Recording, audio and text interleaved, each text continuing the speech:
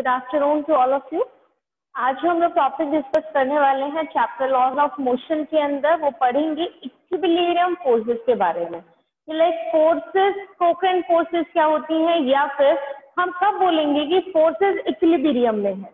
ठीक है, अब इक्विलिब्रियम का मतलब क्या होता है और सबसे पहले कॉन्करेंट फोर्सेस का मतलब क्या होता है आप ये समझ लीजिए।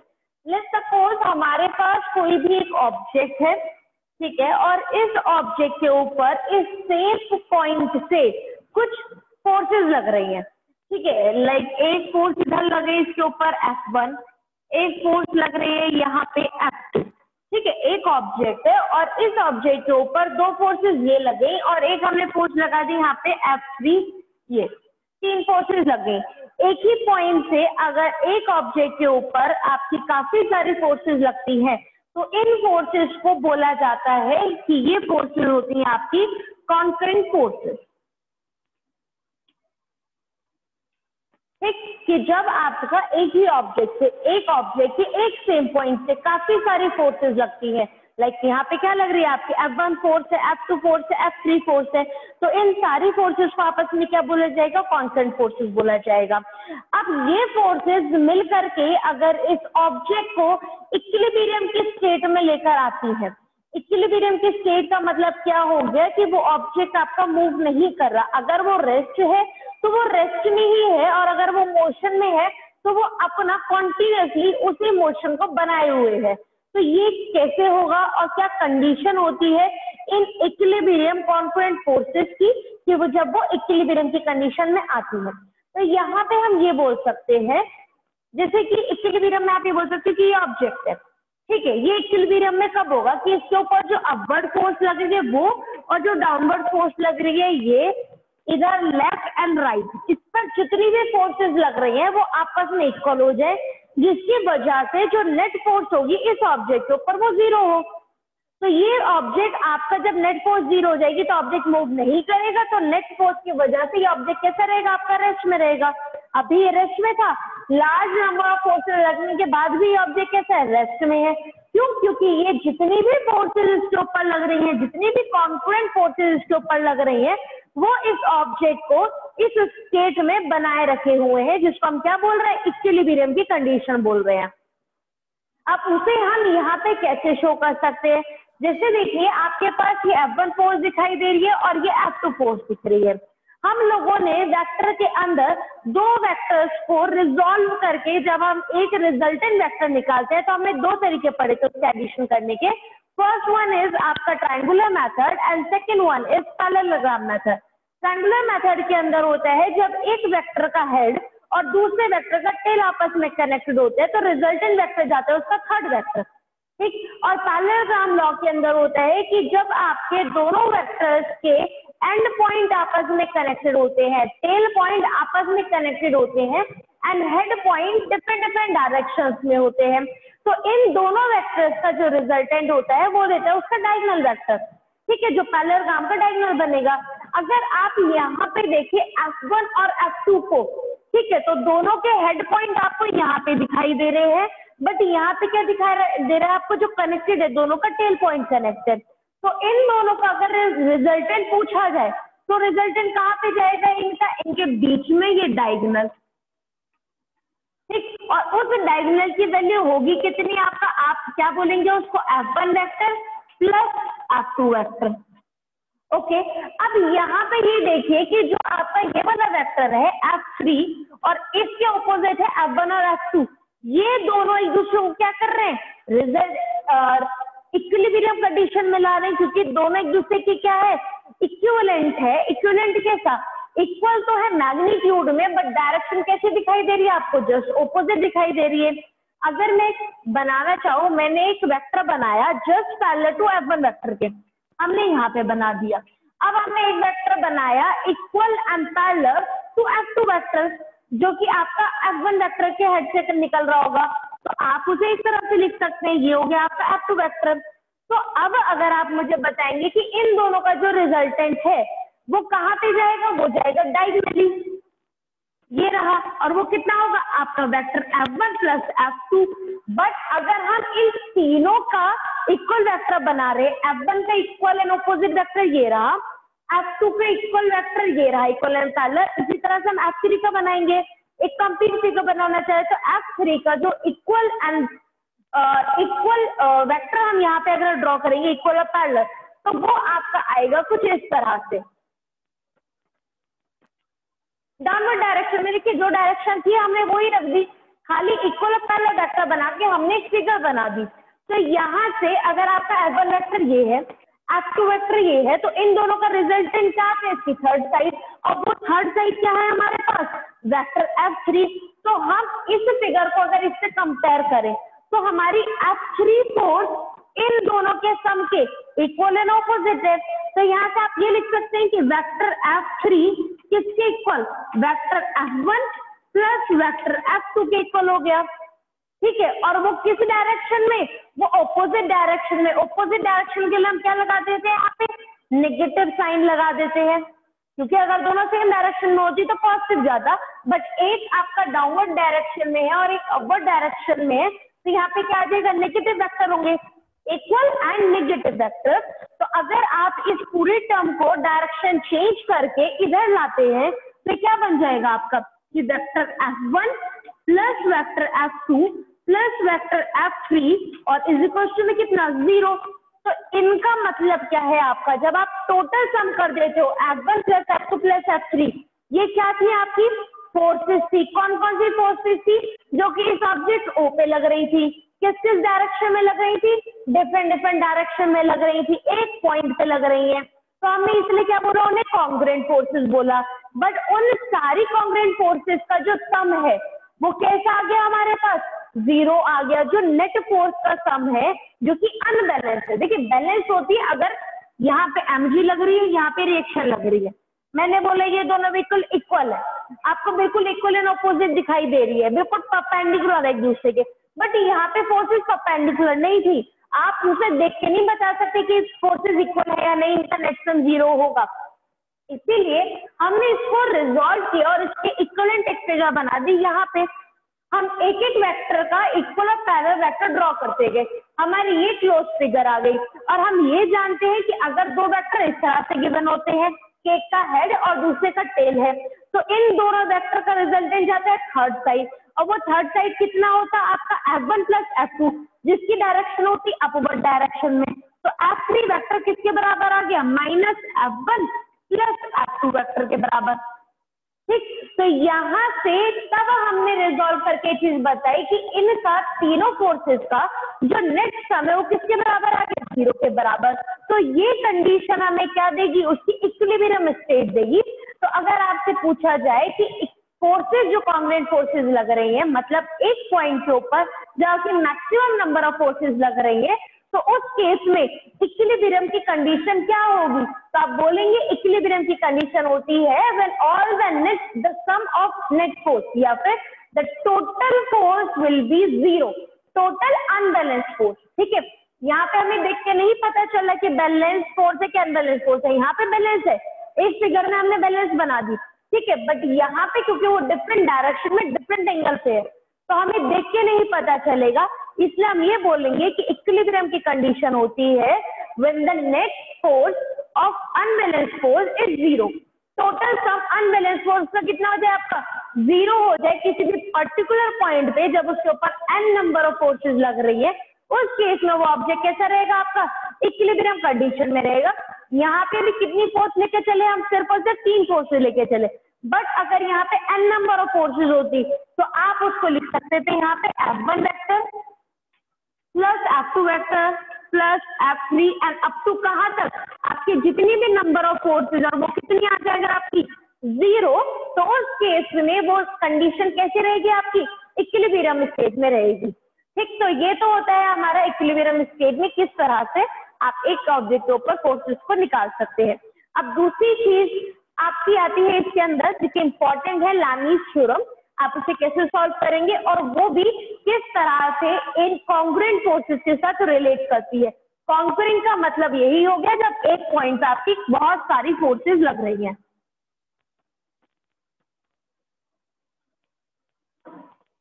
सबसे पहले हमने बोला कि हमारा जो फोर्सेस है,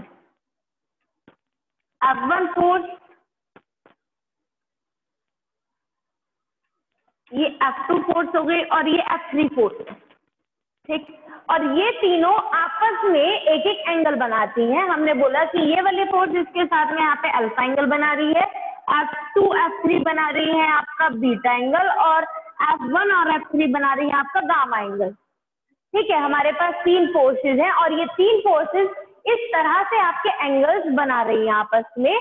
तो अकॉर्डिंग टू लामीज थ्योरम क्या इस चीज से एक्सप्लेन किया जाएगा। यहाँ पे देखिए आप F1 फोर्स के जस्ट ऑपोजिट एंगल देख पा रहे हैं। कौन सा एंगल आता है यहाँ पे, F1 के जस्ट सामने की तरफ बीटा एंगल है, ठीक है। आपका F2 के जस्ट ऑपोजिट कौन सा एंगल दिखाई दे रहा है, गामा। और इसी तरह से आप अगर F3 के जस्ट ऑपोजिट देखेंगे तो आपको कौन सा एंगल दिखाई दे रहा है, यहाँ पे अल्फा एंगल दिखाई दे रहा है। तो जो हमारा लामीज थ्योरम होती है, लामीज थ्योरम का स्टेटमेंट आपका आता है कि जो फोर्सेस हैं, कौन सी, ये वाली कॉन्ग्रुएंट फोर्सेस, ये आप रिप्रेजेंट कर सकते हो इनके साइन रेशियो ऑफ जो इनके एंगल्स आपको दिखाई दे रहे हैं, ठीक। आप इसको इस तरह से लिखेंगे कि F1 ओवर साइन कौन सा, beta, is equal to F2 over sine कौन सा दिखाई दे रहा है आपको सामने, gamma, is equal to third fourth F3 over sine of alpha, ठीक है। ये आपका लामीज थ्योरम का स्टेटमेंट होता है। अब बात आती है कि ये वाली चीज आई कहाँ से, हम कैसे इसको लिख सकते हैं। तो ये होता है आपका लॉ ऑफ साइन, ठीक है। साइन का लॉ है, जो हम लोग ट्रिग्नोमेट्री में साइन को साइन ये सब पढ़ते हैं, तो इनके डिफरेंट डिफरेंट लॉज होते हैं, उससे हम इस चीज को निकालते हैं। आप एक बेसिक मेथड देख लीजिए कि ये चीज आई कहाँ से, हम इसे कैसे लिख सकते हैं, ठीक। हमने एक बेसिक ट्रायंगल लिया, let's suppose A B C, ठीक है। ये वाली साइड को बोला हम लोगों ने A, ये B, और ये साइड बनी हमारे पास C, ठीक है।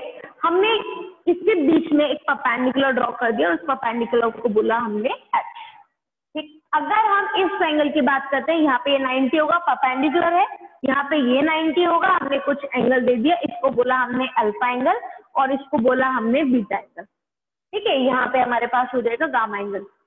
अभी हम चलते हैं सबसे पहले इन ट्रायंगल AB, इसको बोल दें D, ठीक है। AD परपेंडिकुलर डाला किस ट्रायंगल में, ABC ट्रायंगल पे, तो ये परपेंडिकुलर है तो इसकी हाइट कितनी हो गई, H हो गई। अभी हम चल रहे हैं राइट ट्रायंगल में, क्योंकि हम फैमिलियर होते हैं राइट ट्रायंगल के, हमें उसकी प्रॉपर्टीज हम इजीली वहां पे लगा सकते हैं। तो हम सबसे पहले इस ट्रायंगल के अंदर जाते हैं। अगर इन ट्रायंगल AB की हम बात करते हैं, ठीक है। तो अगर आपसे पूछा जाए कि आप मुझे साइन अल्फा की वैल्यू बताइए, तो इस ट्रायंगल के अंदर साइन अल्फा की वैल्यू कितनी निकल जाएगी। साइन होता है आपका परपेंडिकुलर अपॉन हाइपोटेन्यूज, ठीक है। तो परपेंडिकुलर कितना है यहाँ पे H, और हाइपोटेन्यूज कितना है हमारे लिए A, ठीक। इसी तरह से अगर आपसे पूछा जाए कि आप मुझे इस वाले ट्रायंगल में जाइए, अब इन ट्रायंगल ADC, अब इस ट्रायंगल में चलिए, इस ट्रायंगल में अगर हम चलते हैं तो आपसे पूछा गया कि आप साइन बीटा की वैल्यू बताइए, तो साइन बीटा अगेन कितना आ जाएगा आपका, perpendicular upon hypotenuse, and perpendicular is H and hypotenuse हो जाएगी D, ठीक है। यहाँ से हम दोनों में से H की वैल्यू को निकाल सकते हैं। H की वैल्यू कितनी आएगी यहाँ से, अगर मैं यहाँ से निकालना चाहूँ तो H की वैल्यू लिखी जाएगी आपका A साइन अल्फा, ठीक है। और अगर हम इस केस से निकालते हैं, यहाँ से आपकी H की वैल्यू आ जाएगी B साइन बीटा, ठीक है। और ये दोनों ही क्या है आपका परपेंडिकुलर टर्म है, हाइट की वैल्यू है, तो हम दोनों को साथ में कंपेयर कर सकते हैं। और अगर हम साथ में कंपेयर करते हैं तो हम यहाँ से क्या लिख पाते हैं, हम इसको लिख सकते हैं कि A sine alpha is equal to B sine beta, ठीक। और अगर आप क्या करें कि इस वाले टर्म को आप A और B को ऐसे लिख सकते हैं, क्रॉस प्रोडक्ट अगर कर देंगे तो A के ओवर में क्या जाएगा आपका साइन बीटा, ठीक है, और B के ओवर में क्या जाएगा आपका साइन अल्फा। तो ये जो है, जो कि सिर्फ अभी मैंने दो साइड के लिए निकाली, आपका लॉ ऑफ साइन है, इसको अप्लाई करते हुए ही हम यहाँ पे लामीज थ्योरम का स्टेटमेंट देते हैं। अब ये वाली चीज को अपनी फिगर से कंपेयर कीजिए। हम ए के ऊपर क्या लिख रहे हैं, ए आपका ये वाला साइड है, ठीक है, इसके अपॉन में आप साइन की कौन सी वैल्यू ले रहे हैं, जो कि आपको सामने फ्रंट में एंगल दिखाई दे रहा है। वही हमने किया था कि हमारे पास 3 फोर्सेस थे, ये F1 फोर्स है, यहाँ पे F2 फोर्स है, यहाँ पे हमारे पास F3 फोर्स। ये एंगल बनाया था हमने alpha, that is beta and that is gamma, ठीक है।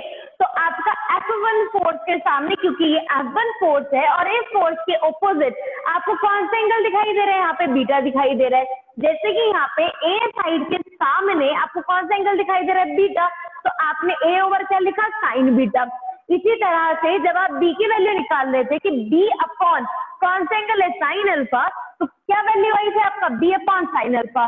सिमिलरली F2 फोर्स के अपॉन में अगर आप साइन की वैल्यू लिखना चाहेंगे तो कौन सा एंगल दिखाई दे रहा है आपको, गामा, तो हम क्या लिखेंगे, F2 over sign gamma. F3 के लिए अगर हमें लिखना है तो F3 के सामने कौन सा एंगल आता है आपका, अल्फा, तो आप इस वैल्यू को क्या लिख सकते हैं, F3 ओवर साइन अल्फा। तो यहाँ से इस थ्योरम को, इस लॉ ऑफ साइन को यूज करते हुए हम अपना लैमिस थ्योरम का स्टेटमेंट देते हैं, जो कि आपको रेशियो देता है जो कॉन्ग्रुएंट फोर्सेस है, जो एक पॉइंट पे आपके कॉन्ग्रुएंट फोर्सेस लगे थे, उनका रिलेशन, उनके जो एंगल्स बन रहे हैं, उन फोर्सेस के बीच में जो एंगल बन रहे हैं उनके साथ एक रिलेशन देता है, एक रेशियो देता है। और एग्जैक्ट स्टेटमेंट आता है लैमिस थ्योरम का कि 3 forces acting on a particle, ठीक है। अगर 3 फोर्सेस लग रहे हैं, यहाँ पे 3 फोर्सेस लिए हमने, F1, F2, F3, अगर ये 3 फोर्सेस एक पार्टिकल के ऊपर लग रही हैं और वो उस पार्टिकल को इक्विलिब्रियम स्टेट में ला रही है, ठीक है, उसको कैसे रख रहे हैं, इक्विलिब्रियम स्टेट में रख रही है, then each force is proportional to the sine of angle between 2 other forces. F1 के अलावा, यहाँ पे F1 के अलावा कौन सी 2 फोर्सेस हमारे पास, F2 है और F3 है, इनके बीच में कौन सा एंगल बन रहा है, बीटा एंगल बन रहा है। तो लैमिस थ्योरम ये बोलती है कि अगर आपके एक पॉइंट पर 3 फोर्सेस लग रही हैं और वो 3 फोर्सेस इस ऑब्जेक्ट को, इस पॉइंट को इक्विलिब्रियम में रख रही हैं, तो यहाँ से आपका जो फोर्सेस है उनको आप प्रोपोर्शनेट एक रेशियो में डालते हैं, और रेशियो ऐसे लिखा जाता है कि पर्टिकुलर फोर्स को आप रेशियो देंगे उस साइन के साथ में जो उसके अलावा 2 फोर्सेस है। और F1 के अलावा दोनों फोर्सेस कौन सी है, F2, F3, इन दोनों के बीच में एंगल कौन सा बन रहा है, बीटा, तो F1 के साथ में कौन सी साइन की जम जाएगी, बीटा। अगर आप F2 फोर्स की बात करो तो F2 के अलावा कौन सी दोनों फोर्स है हमारे पास, F1 और F3, और उन दोनों के बीच में कौन सा एंगल बन रहा है हमारे पास, गामा। तो F2 किसके साथ रिलेट किया जाएगा, साइन गामा के साथ में, ठीक है। तो ये हमारा लैमिस थ्योरम का स्टेटमेंट था, जिसको हम लोग जब क्वेश्चंस करते हैं तो हम डायरेक्ट ये यूज करेंगे। सिर्फ हम कंडीशन क्या देखेंगे कि आपका एक पॉइंट है, एक पॉइंट के ऊपर जो फोर्सेस हैं वो 2 या 3 फोर्सेस लग रही हैं, जिसकी वजह से पॉइंट कैसा है, आपका ऑब्जेक्ट कैसा है, इक्विलिब्रियम कंडीशन में, ठीक है। इसके काफी सारे क्वेश्चंस भी हैं जो आपके दिए जाते हैं। ये क्वेश्चन हमें गिवन है, क्वेश्चन में है कि a mass of 6 kilogram is suspended by a rope, ठीक है। 6 किलोग्राम का मास है, ये वेट दे रखा है इसका, क्योंकि यहाँ पे देखिए यूनिट कितनी है, किलोग्राम है। तो यहाँ पे आपको बोला कि इतना वेट आपका नीचे की तरफ इन्होंने लटका दिया है, लेंथ कितनी है रोप की, 2 मीटर लेंथ है, ठीक है, फ्रॉम अ सीलिंग। क्वेश्चन आगे बोलता है a force of 50 Newton in the horizontal direction, horizontal direction में लग रही है 50 न्यूटन फोर्स, जो कि आपका रोप के जस्ट मिड पॉइंट से लग रही है, ठीक। तो आपको निकालना है the angle, what is the angle the rope make with the vertical in equilibrium, equilibrium में रहने के साथ साथ ये जो आपका रोप है वो वर्टिकल के साथ में कितना एंगल बनाती है, आपको वो एंगल बनाना है। तो उससे पहले सबसे पहले हम क्या बनाएंगे, इसके लिए फिगर ड्रॉ कर लेंगे कि ये किस तरह के आपके फोर्सेस लग रही है, किस किस डायरेक्शन में लग रही है। सबसे पहले जैसे कि ये हमारी मान लीजिए सीलिंग है, ठीक, और यहाँ पे हमने एक रोप को अटैच करना था, ये वाली आपकी वो रोप थी जो कि यहाँ सीधी जा रही थी, बट हमने उस रोप को जो कि 2 मीटर की ऐसे थी वेट के साथ में, हमने उसके मिड से एक फोर्स लगा दी। तो फोर्स लगाने के बाद वो इस डायरेक्शन में खिंच जाएगी, तो आपका रोप जो वर्टिकल ये है इसके साथ में कुछ एंगल के साथ चली गई, ठीक है। और यहाँ पे वेट लगा दिया आपने 6 किलोग्राम, उसके अंदर वेट लगा दिया, और हॉरिजॉन्टल से मिड पॉइंट पे यहाँ पे फोर्स लगा दी आपने। कितनी फोर्स लगा दी? 50 न्यूटन फोर्स लगा दी। ठीक, यहाँ पे जब आप, क्योंकि स्प्रिंग है, स्प्रिंग के नीचे वेट लगा हुआ है, तो यहाँ पे क्या लगेगी? इसके अंदर टेंशन लगेगी। आपने बोला दैट इज T1, ठीक है, और ये वर्टिकल के साथ एंगल है जो कि आपको निकालना है। यहाँ पे लग रही है आपकी टेंशन T2 लग रही है, ठीक है, जो कि वेट है, वेट भी नीचे की तरफ काम कर रहा है, सैम जी नीचे काम करता है वेट, और इधर आपकी फोर्स लग गई T3 जो कि आपने हॉरिजॉन्टल फोर्स लगा दी। अगर आप देखें ये वर्टिकल है और आप इसे भी सीधा सीधा ड्रॉ कर दें तो ये दोनों आपस में पैरेलल है, ये ट्रांसवर्सल लाइन है, ये अगर एंगल थीटा है तो ये भी एंगल कितना होगा? थीटा होगा। ये T1 इस बेस के साथ थीटा बना रहा है तो इसके दो कंपोनेंट हो जाएंगे, एक कंपोनेंट इसका इधर जाएगा T1 का और एक कंपोनेंट इधर जाएगा।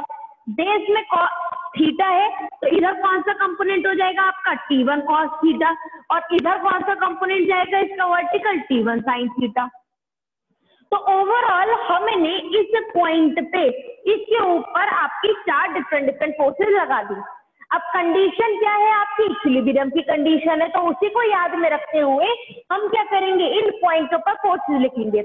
आप यहाँ पे देखिए कि इस T3 के ऑपोजिट कौन सी फोर्स दिखाई दे रही है आपको? T1 sin theta.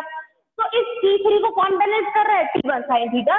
तो यहाँ से हमें एक वैल्यू पता चल गई, T1 sin थीटा किसके बराबर? T3, और वो वैल्यू कितनी है आपकी? 50 न्यूटन।